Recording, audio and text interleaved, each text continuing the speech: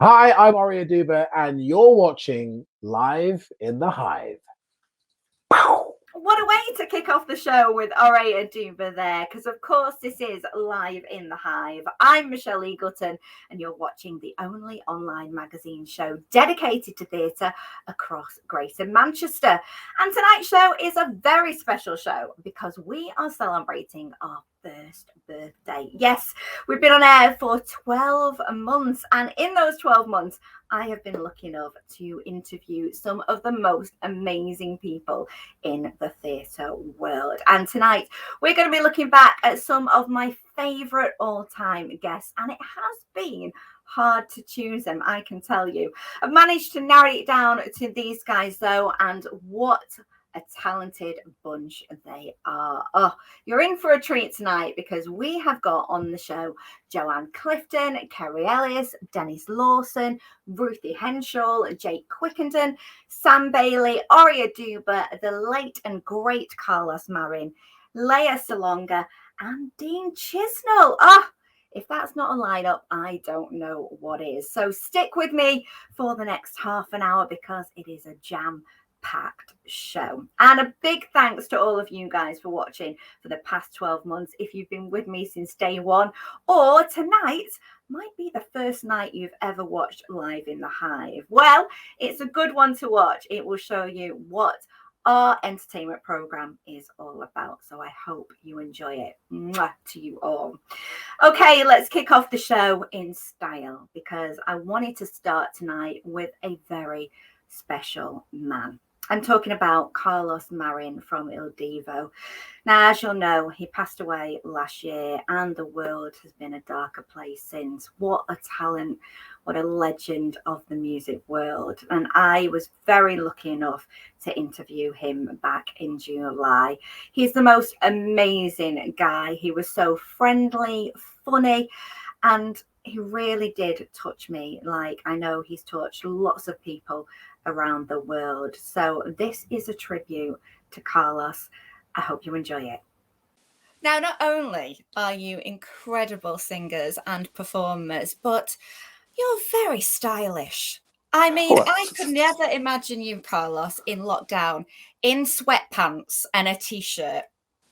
Well, I'm right now with my underwear. No, I'm kidding. Don't say that. You'll get everybody hot and bothered. No. I'm kidding. I have a nice shirt on. So I must say one of the beauty of Il Divo, and I think that's one of the fantastic thing of Il Divo because it's a kind of a mix of a rat package style with those tuxedos, Armani suits, with those things, and I think that has been something special.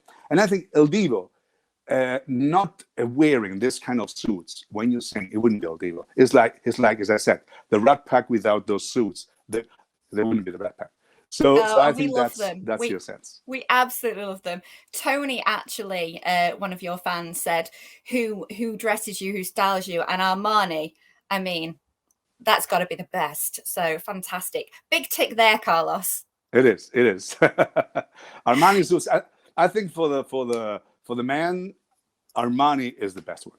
My opinion. Fab. Now, getting back to your performing, you have performed for some of the most incredible people. You've performed for Obama, Bush, the Queen. Is there any particular performance that you and the rest of Il Divo think, wow, that was it? It wasn't really. I mean, when we did this tour with Barbara Streisand, that was amazing. Look, I love her. Just being at the Madison Square Garden, there was all the actors: Robert De Niro, Ben Stiller, Oprah Winfrey, all the politicians. And I remember at the intermission, suddenly, someone knocked in our door at the dressing room, and I opened the door, and suddenly it was Hillary Clinton. She said, "Hey guys, I'm a very big fan of you. Can I make a photo with you?" And I said, "Oh, yes, of course." So I just told the guys, "Hey guys, here's Hillary Clinton. She wants to have a photo."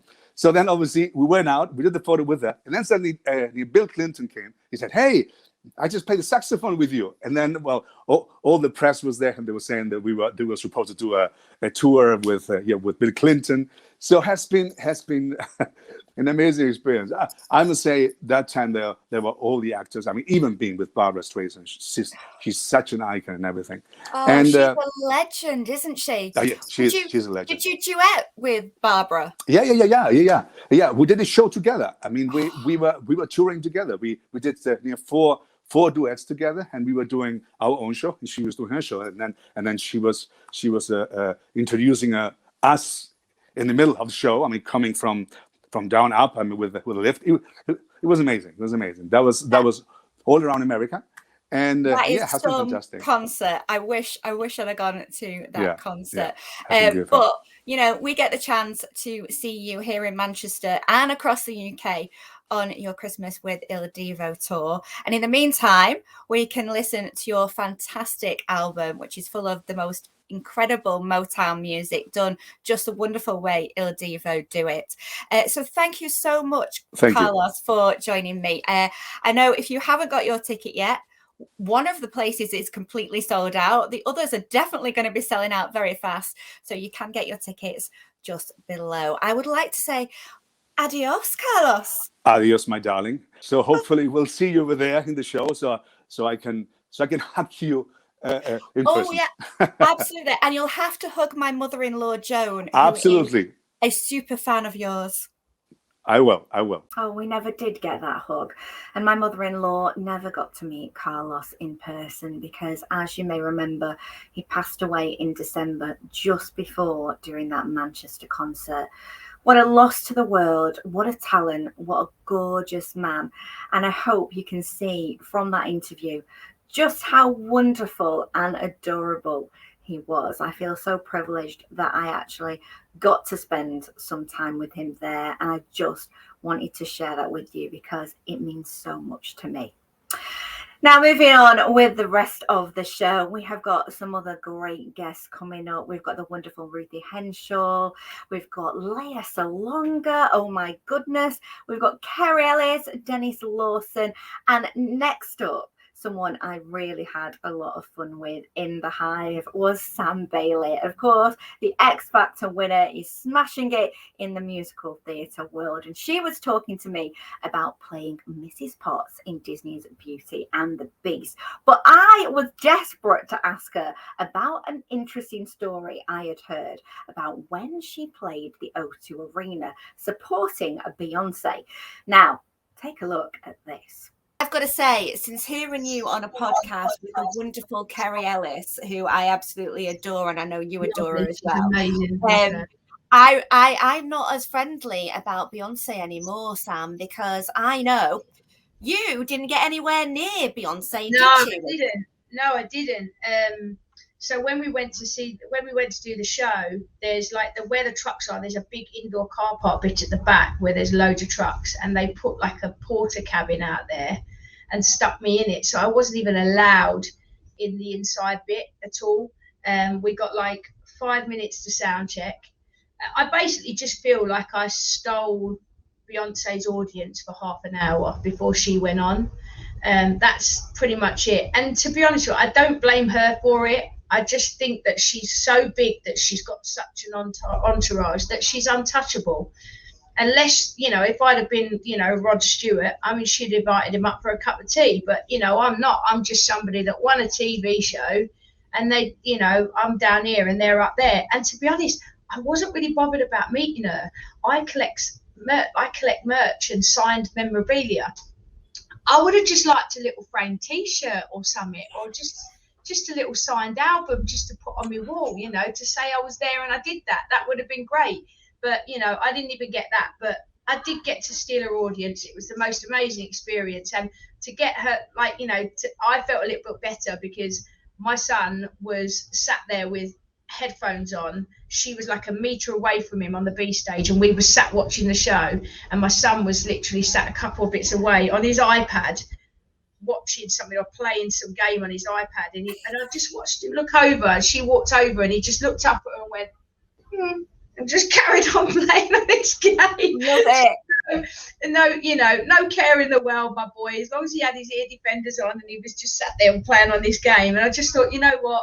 That's my boy. Oh, we get all the gossip here on Live in the Hive. I mean, who would have thought that about Beyonce and her team? I only hope that Beyonce has been watching Live in the Hive since then and maybe dropped off some signed memorabilia for Sam. I hope so. Beyonce, if you're watching tonight, go on, make Sam's day. And what a wonderful person Sam was, and a great performance she put in as Mrs. Potts in Disney's Beauty and the Beast, which was recently in good old Manchester at the Palace Theatre. Now, every week we give you exclusives on this show. You can catch us on Facebook Live in the Hive or on the I Love Manchester Facebook page, the iconic brand dedicated to community and culture across our fair city. And there's other ways you can get us too. We're always on Instagram and Twitter at Live in the Hive 21. Give us a follow and see what we're up to. We have reviews on there, backstage footage, and even the odd exclusive or two. Now let's move on to our next guest. You saw him at the top of the show. He is one of my friends and I absolutely adore him. Who am I talking about? Well, it's got to be the one, the only, Oduba. All right, I have to say, you are one of the nicest men in showbiz, and I've met quite a lot of men. With that wink, I'm not sure where that ranks me, to be honest. But I'll take it. I will take it. Thank you. And I've loved getting to know you over the years, my darling. Well, honestly, I love seeing you flourish. I mean, you've gone from doing news round to doing BBC Sport to holding up that wonderful glitter ball on Strictly.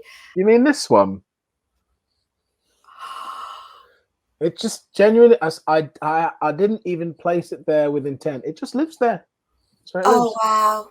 I wish you could put that through the screen and I could actually hold that. Does it still feel unreal, alright, that you held that and you won that show?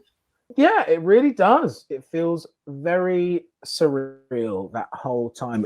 Last Christmas, I was watching the final with my wife, and we were like, "How has 5 years gone after that?" And we have YouTube. Thankfully, we've got YouTube, and we've got ways of reminiscing and enjoying that period.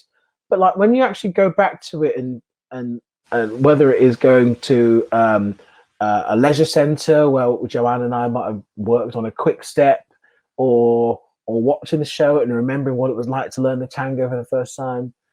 There are so many throwbacks. You go, oh my God, I can't believe I actually did that.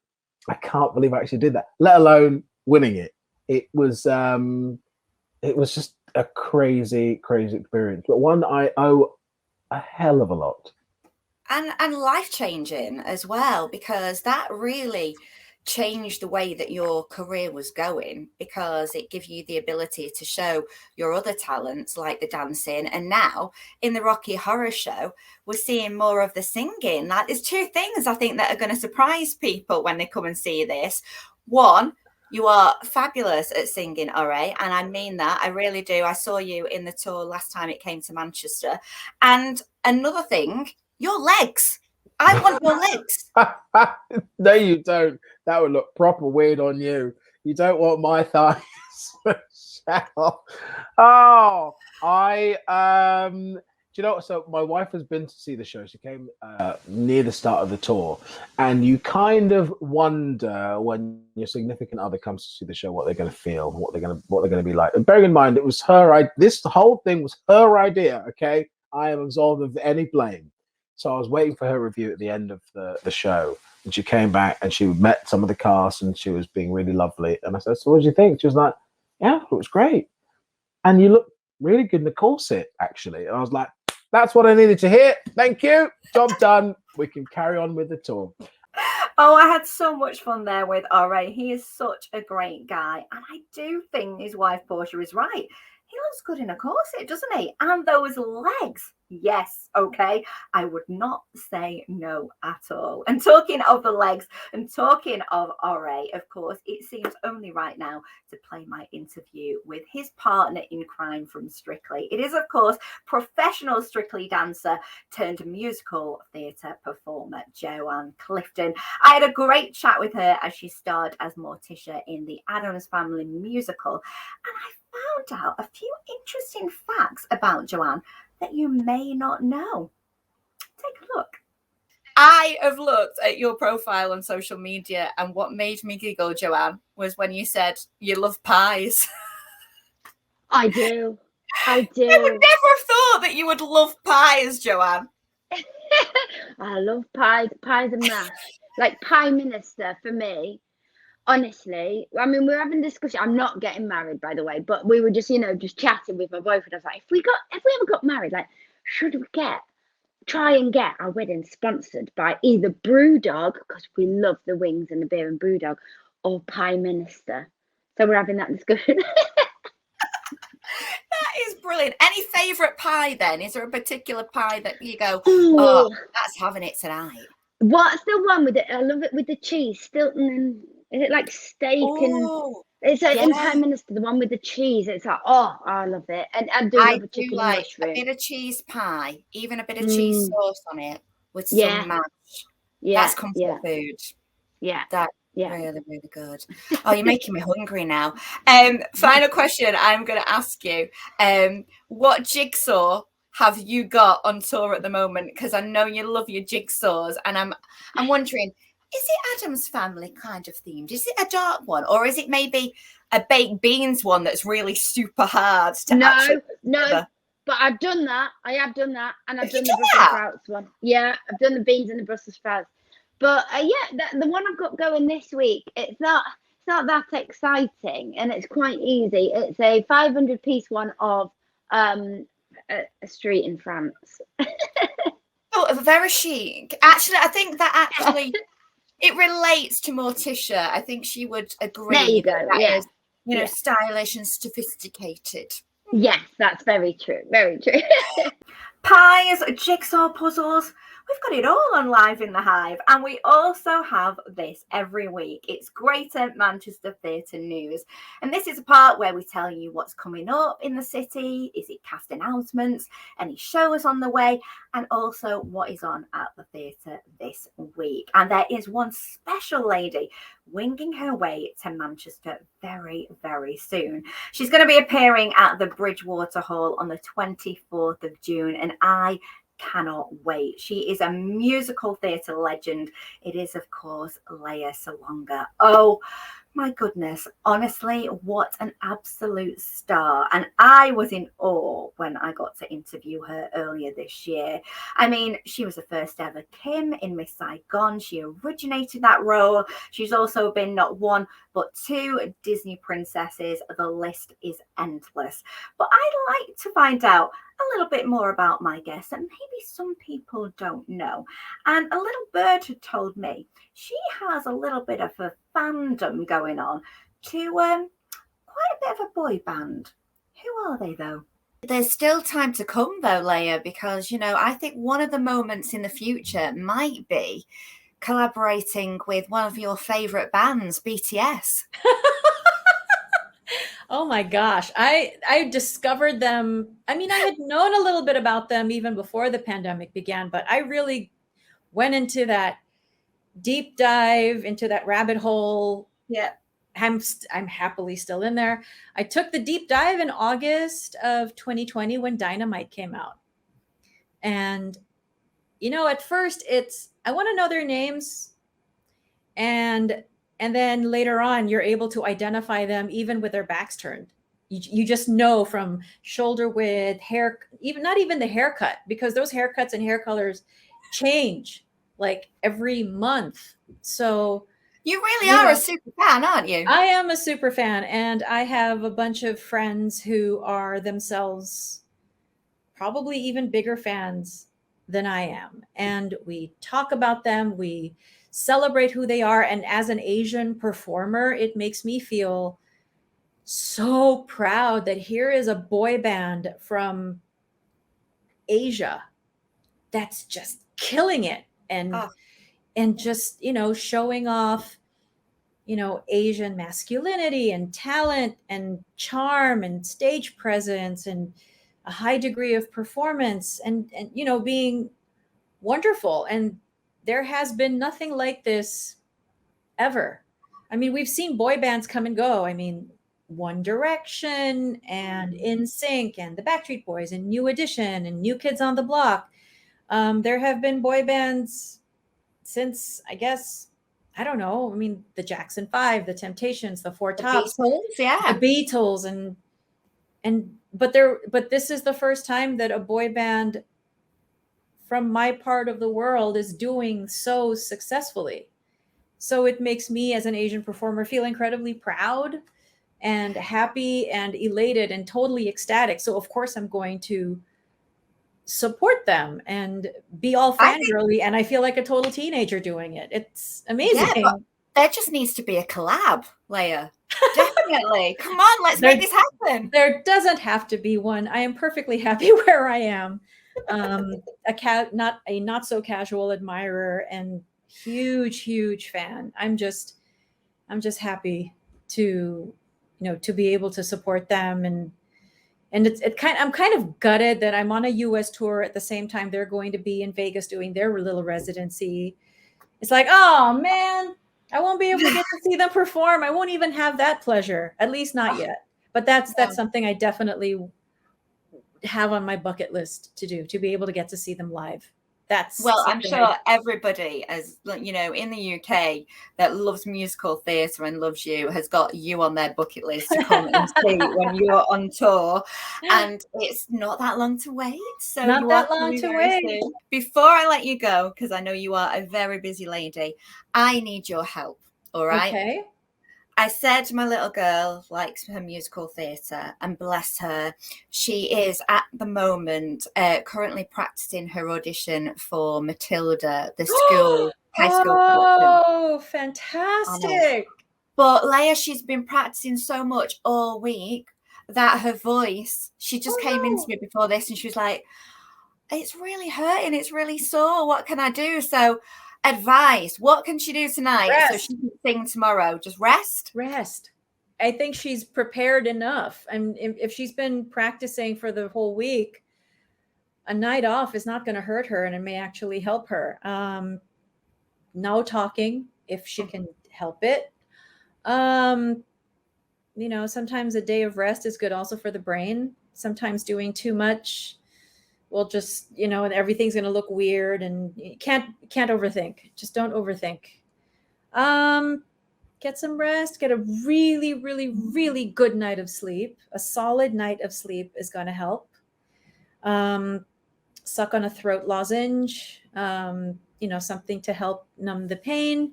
Drink a lot of water, maybe some chamomile tea with honey to bring down if there's any inflammation. Yeah, I mean, doing what I do, it's quite involved. There's a lot of care involved and maintenance. But yeah, I think she's going to crush it.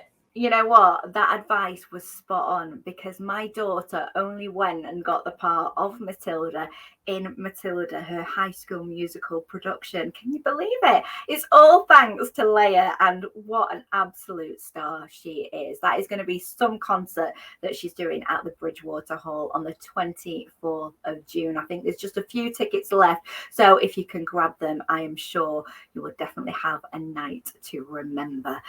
Now, coming up, we have still got the wonderful Kerry Ellis, Denis Lawson to get through. But my next guest was really up for a laugh. He is so incredibly funny. He's talented, but he's not so good at quizzes, as I found out when I put Jake Quickenden to the test. You were born in 1988. Come on, right? Yeah. You really didn't see the 80s that much. Not really. Couple of years. So this is really new for you. So what I thought I'd do is kind of do a quiz stroke masterclass for you. Is that okay? About Come the on. 80s? All right. I'm going to surprise you here. I'm going to get a few right, I think. Right. Okay. I'll hold you to that.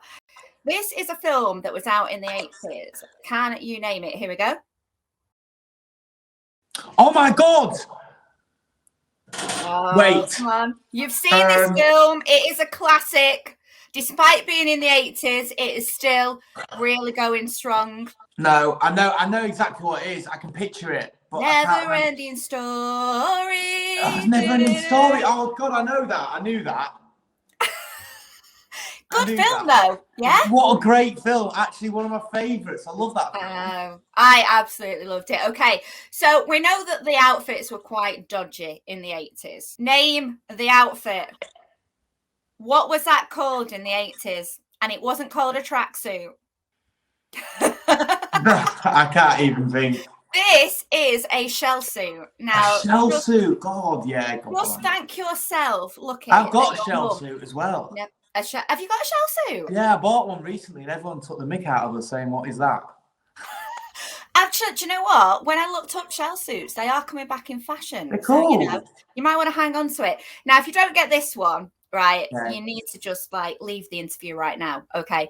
This was a TV show that was in the 80s, starring Joan Collins. Dynasty, Jake. Dynasty. I never heard of it.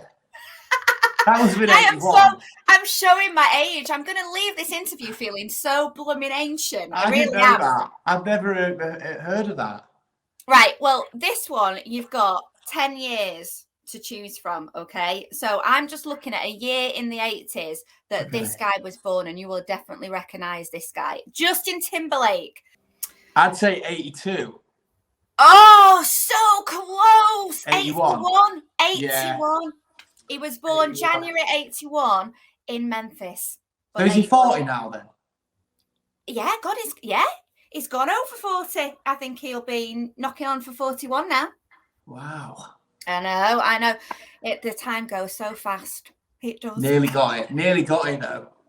Right, now this woman definitely isn't 40 at the minute. She's a bit older than that. She's a pop star from the 80s. She sung Kids in America. Can you name this woman? No!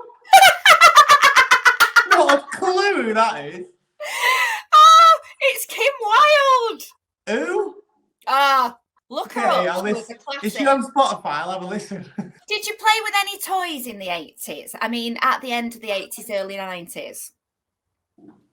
If we're on about a Rubik's Cube, I did. I nearly picked a Rubik's Cube, but I went for this because I thought you might have had one of these. Transformer? Yay! Of course I did. For a bonus point, okay? All right. What character is that Transformer? Optimus Prime, innit? Yes! I tell you what, you were a slow burner there, but once you got started, you actually convinced me you were from the 80s. Thank you. That's my middle name, Jake Slow Burner Quickenden. It's great. You can go back to the cast now and go, yeah. You know what?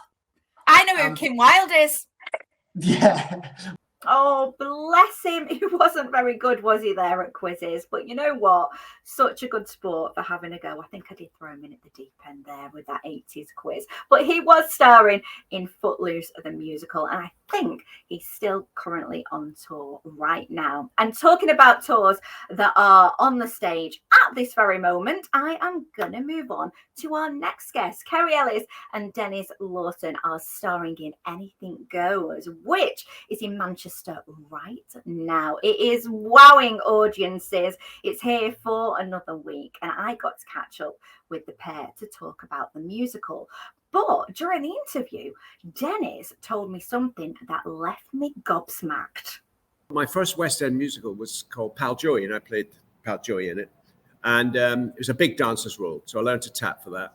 And the person who originated the role was Gene Kelly in 1941 in New York, and it took him to Hollywood.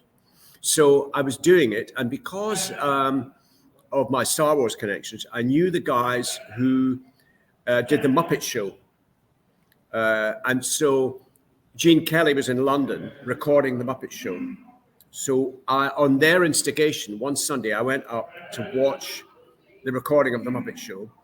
And this rather laconic American Richard came over to me and said, nobody's supposed to disturb Mr. Kelly, but come with me. So I went and met Gene Kelly and his wife, and who he was absolutely lovely, really lovely. I'm it in was awe. quite extraordinary to meet him. I also would say that during the run of that production, Jimmy Cagney and Pat O'Brien came to see the show, and I met them. So that was just mind-blowing. And there's bits of Jimmy Cagney in this, that's for sure. Oh, I don't know how you top that. That's incredible story, Denis. Amazing. Yeah. So we know that you can tap dance then, and you do have a bulk of the tap dancing yourself, Kerry. I mean, the number of the namesake, anything goes. Yeah. Did that come easy? Because I don't know. Have you tap danced before on stage? Not in front of anyone. So I trained at a dance college over 20 years ago, 95, and I haven't put my tap shoes on since then. So, I mean, I grew up kind of doing it, so it did come back to me. But we've spoke about it earlier. Yeah. You know, it's one of those things that it's like riding a bike. You know, if you haven't got on your bike for 20 years, it's going to take a little while, but it has come back, and certainly has. It's getting there. Wow. It's getting there, but it's a lot of fun to do, and the Kathleen Marshall's choreography is wonderful, and it's accessible to everybody.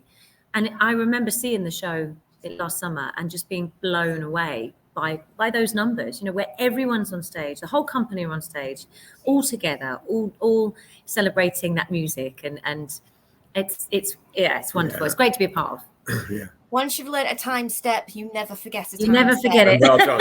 You're right. Oh, Kerry Ellis and Denis Lawson there. What incredible actors and performers. And they're starring in Anything Goes right now at Manchester's Palace Theatre. They're here for another week. Do try and catch that Cole Porter musical. It is getting 5 stars across the board. Definitely one to watch. Now, Ruthie Henshall got amazing reviews when she came to Manchester earlier this year, when she played in Passion at Hope Mill Theatre. I got the chance to chat to Ruthie, and what I really wanted to know is what it was like for her to get the accolades she's got throughout her career. I mean, Ruthie Henshall is a musical legend as well. She has starred in so many iconic productions, and here's what she had to say about the Oliviers. It's our platform in the theatre.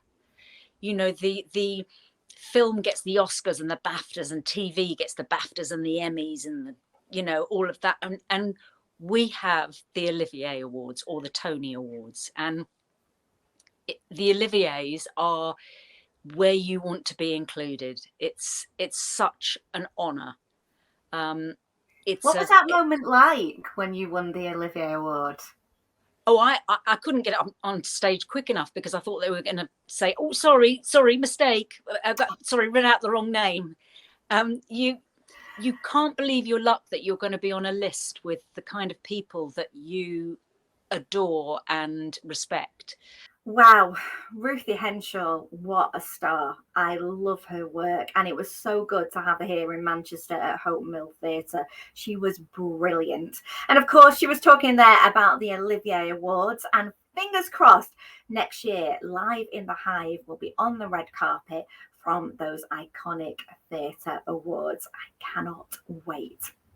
Now, of course, we're coming to the end of our show. It's been an absolute blast looking back on the last 12 months, but we are going to finish tonight with the wonderful Dean Chisnall, a northern lad. We had so much fun chatting about him starring in Les Mis as Jean Valjean. And you can't go on talking about that show without talking about what it means to not just the audience, but the people who star in it. And Dean had such a cracking thing to say about the show. You have a complete fan base of people who travel all around the country to see Les Mis. How do you deal with that? It's fascinating meeting people, you know, not just around the country, but around the world. You know, when I did the show in London, people were flying in simply to see Les Mis. They weren't flying in because they were coming for a holiday to London. They'd take in all the sights and sounds of London, but they were flying in specifically to see Les Mis. And that just blew my mind, and it still does. And, you know, we're in Dublin at the moment. People are flying here to see it. It's extraordinary, the fan base that this show has, and it continues to grow. There's something relatable in the show for everyone. you know, and Bring Him Home is a great example. Every single person in that audience is having their own Bring Him moment at that time, including me, the lucky one who gets to sing it. So put that in an audience of 1,500, 2,000 people. That blows your mind. It totally does. Is that your favourite moment in the show then? Oh, gosh, I think it probably is, for selfish reasons. You know, it's the song that I probably grew up. It's the song that made me want to grow up to be in musical theatre, I would imagine. You know, One Day More, Bring Him Home, things like that. The iconic songs. They're endless in this show. But that one in particular, never did I imagine, Michelle, that I would get to sit on a stage and sing that night after night. So it holds a very special place in my heart, of course. Oh my God. Do you know what? It's kind of almost, you've reached that top now of that kind of dream role. You think to yourself, where'd you go next, Dean? Retirement, I think, is the answer. I don't know. I don't know what happens after. You're not allowed to retire, not at all with that voice. Oh, bless you. That's very kind. I don't know what happens, to be honest, Michelle. Obviously, we've always got dreams and aspirations, but I've achieved the biggest dream I had. So, you know, it's difficult to know what happens next, but I don't really think about it. Part of being an actor is the excitement of what could come next. And to be honest, I'm not done with this role, and I don't think I ever will be. They'll have to kick me out the door, and they probably will at some point. But, you know, I love what I do, and we'll see what happens next, but that's a long way off. Oh, the passion there in Dean Chisnall about theatre is absolutely wonderful to see. And that is what it's about. That's what this show is about, celebrating the wonderful live performances that we get in the theatre world. Thank God it is back. And I love being here week after week, bringing you the latest news, interviews, performances, and exclusives. I hope you've enjoyed the past 12 months of Live in the Hive. There is much more to come in the next 12 months and onwards. So please keep watching. Spread the word about Live in the Hive every Sunday on Facebook, I Love Manchester's Facebook, and also Live in the Hives. Thanks so much to the wonderful guests that I've had over this year, and of course the guests that I had on the show tonight. I'll see you next week. Bye for now.